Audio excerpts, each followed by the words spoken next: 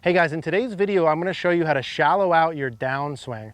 I want to provide you with examples of the best players in the world, show you why that's a fundamental to great golf, and I'm also going to show you a couple drills to help shallow out your downswing.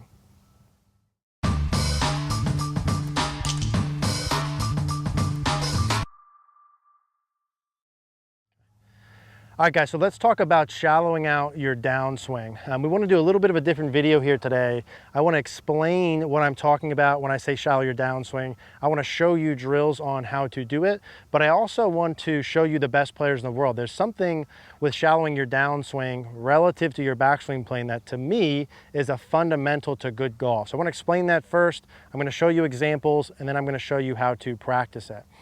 Now, when I talk about shallowing out, and I already have our practice station set up, when I talk about shallowing out the downswing, okay, what I'm talking about, I'm gonna put a little stick on here for demonstration purposes. When we watch the best ball strikers in the world, and I'm referencing by the time they get to left arm parallel to the ground. So by the time the left arm is parallel to the ground in the backswing, their club will be on a given plane. I call stuff plane. Some people have a hard time or they don't think that plane is the right word in golf instruction. I'm going to use that for demonstration purposes. To me, that's a plane. It's a line that the club shaft is on the backswing. What I'm saying is, as evidenced by the best players, if you drew a line down the screen, which I'm going to do in a little bit, on the backswing plane, and then you fast forward, let them go up to the top and get back down to the same spot at left arm parallel, their club shaft will be on a lower plane than it was going back, okay? We'll call that shallowing the plane when you come down, or shallowing your downswing. They have, one more time, they have a backswing plane, so as referenced by this stick, be pointed down towards the ground in a certain spot when they go back. And when they come down, the plane is underneath the plane when they come down. So the line that I'll draw at left arm parallel during the downswing will be lower, more behind them, more laid down, more shallow than it was going back. And to me, as evidenced by the best players in the world, all of them do that, okay? Other than like one or two anomalies, shallowing your downswing is a fundamental to great golf. I'm gonna show you a couple swings here of the best ball strikers in the world and how they do it. Then we'll come back and we'll talk about how to practice it. All right, guys, so let's take a look at some of these players and what we're talking about with this backswing to downswing ratio. Now, when I look at these guys, when I'm talking about shallowing the downswing, what I'm talking about is this. So we have Adam Scott here from down the line. I'm going to get him to left arm parallel. And what I'll do is I'll draw a line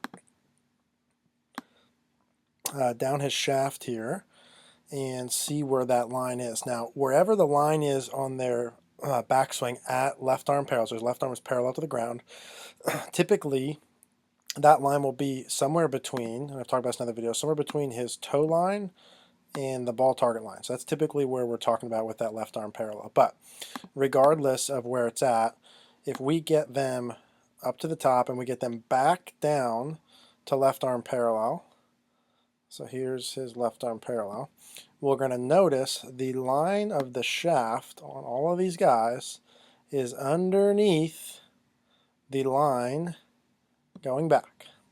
So red line was him going back. It was on this plane or line or whatever you want to call it by the time his hands club's parallel to the ground. And then by the time he got back to left arm parallel to the ground, his hand position, so I'll draw a line around his hands here. Here he was at left arm parallel going back. So kind of a red, put a circle there. And then when he comes back down, notice he's on a shallower angle. His hand position slightly behind where they were coming down.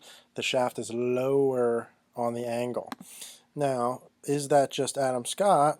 Some of you may ask. Well, the answer is no, it's not. Here is Brooks Koepka, the winner of the most recent U.S. Open, and let's get him. Let's see. So left arm parallel. Here's the line. He's more vertical. Hand line. Oops. Hand line is in front of the bicep. That's a checkpoint I always use for where the hands are at front. With a normal camera angle from down the line, their hands are about even with their right pec or in front of their bicep. But anyway, so there's his line going back, that left arm parallel. Let's see his line coming down. Hey-yo, that's way flatter, okay? So more shallow, whatever terms we want to use here. The line coming down is on a lower angle than it was going back. Okay, that's Brooks Koepka. Let's see, maybe we got lucky on those two players. Who do we have here? We have Bubba Watson. Let's see. So here is, now this camera moves a little bit. Here he is at arm parallel to the ground. Notice the shaft, more vertical again, like I keep telling you guys, more towards his toes, okay? And here he is at arm parallel. Wait a minute. Okay, looks like he is underneath that plane as well. Okay, so all of those guys on a more shallow, lower plane during the downswing than they are during the backswing. Hideki Matsuyama. Let's see if he breaks the rule. So here they are. Left arm parallel, hands in front of the right bicep and pec. Here's his line going back.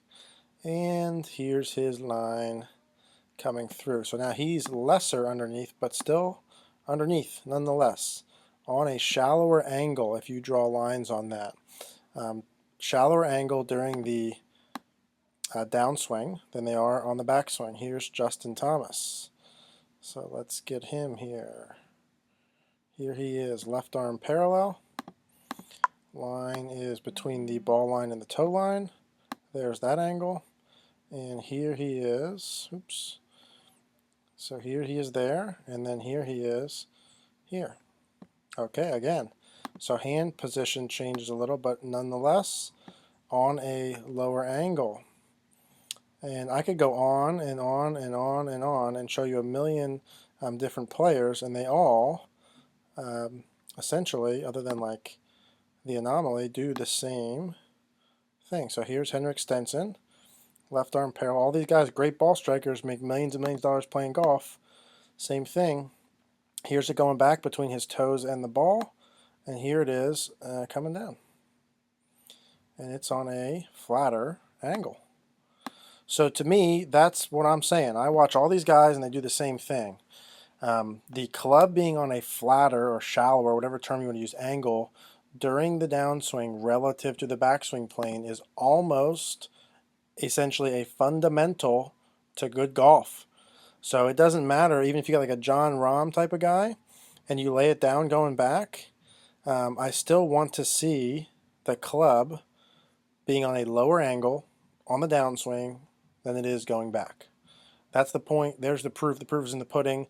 It is almost a fundamental just as much as a good grip, just as much as a type of stance or whatever, that you get the plane during the downswing underneath the plane coming back, a fundamental to playing great golf.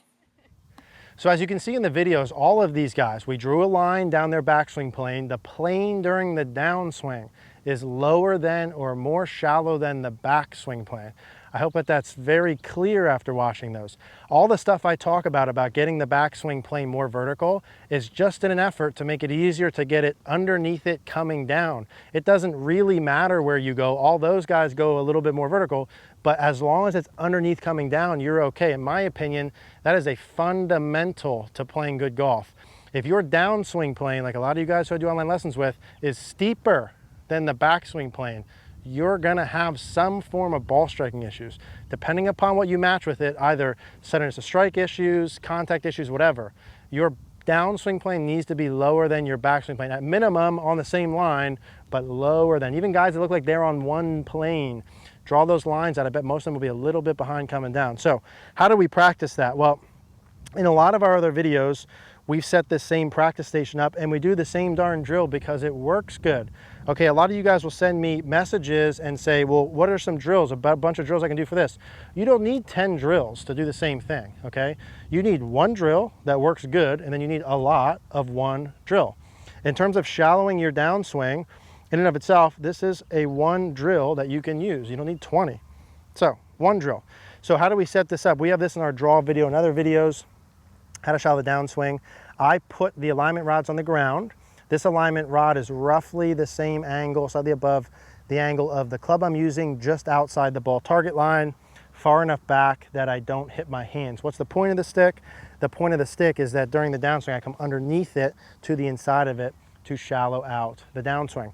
What I would do, for some of you too, I'll grab my alignment rod back, to practice is I'd put an alignment rod on the side of the club, I'd take my normal setup, and I would go back to club parallel to the ground, my left arm's parallel to the ground. And I see that blue stick is pointed about roughly halfway between my feet and the ball line that I referenced in those videos. and then I'm gonna go up to the top and I'm gonna come back down, and I want that line, that stick, to be pointed more away from me, more towards that ball line, more out in that direction compared to in. If you come back and the club's pointed here, and you go up and come down and it's pointed closer to your toe line, you steepened your shaft, you're in trouble, my friend. If you go back and you're here, and wherever this is, you come back down and the club is pointed more outside, you are in business. How do you do that? There's a million ways how. We have a lot of videos on that. I'm not gonna give you specific feels. In this video, we have that. What I wanna give you is, hey, here's what that means. Here's these guys doing it. It is what it is. Here's my best way how to practice it. And then we can coordinate feels from that. So I would do some of those, go back, see where I'm at here, get flatter coming down. And I'd put this station in and I'd hit with it, okay? So I would do some swings first, just practicing. Where am I at left arm parallel? Good. Am I more outside coming down? What do I need to feel? Okay. And then I feel that and I go. And I'm gonna go ahead and demonstrate one. And the glove's gonna go on because it's hot out here. And I'm gonna feel the same things. Wherever I am going back, I'm gonna be more underneath it coming down. When I'm practicing that, that's my only feel here. So I'm gonna be more inside that coming down. That was a nice shot for me, just a baby draw. Now for me, that doesn't feel all that different than normal because I train that in. For you, if you're someone who comes too steep or steepens a downswing, you're gonna probably hit that stick. So be careful in the beginning. Feel what it feels like to come underneath. Understand that's what we're talking about when we say shallow the shaft. We talk about it a lot for good reason because it's a freaking fundamental to play good golf. All those guys do it. You should do it too. Use this stick for feedback. Use this stick for feedback. Let me know if you guys have any questions. All right, guys, thanks a lot for watching the video. If you guys like this video, please click the like button down below. Click the notification bell if you haven't already. If you haven't subscribed, please subscribe below. As always, leave us a comment if you guys have any questions.